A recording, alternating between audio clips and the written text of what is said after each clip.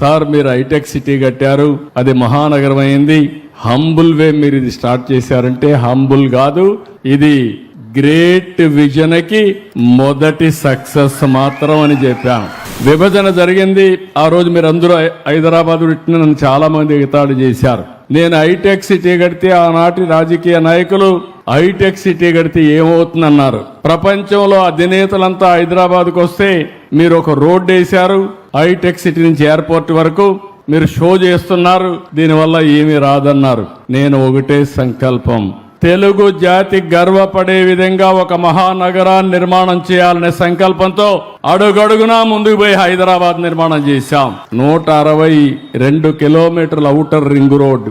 ఎవరన్నా ఆలోచించడానికి కూడా సాహసం చేయడానికి అప్పుడు వీలు కాదు, ఎందుకంటే రోడ్లు వేయాలంటే అసాధ్యమైన పని.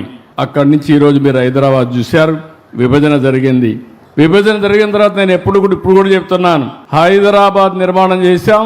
తెలంగాణ రాష్ట్రానికి హైయెస్ట్ పర్ క్యాపిటల్ ఇన్కమ్ ఒక్క సైబరాబాద్ వల్ల, ఔటర్ రింగ్ రోడ్డు వల్ల ఈరోజు తలసరి ఆదాయంలో దేశానికి ఆదర్శంగా హైయెస్ట్ తలసరి ఆదాయం తెలంగాణకు వస్తుందంటే తెలుగు జాతి తరపున నేను గర్వపడుతున్నానని మరొకసారి మీకు తెలియజేస్తున్నా.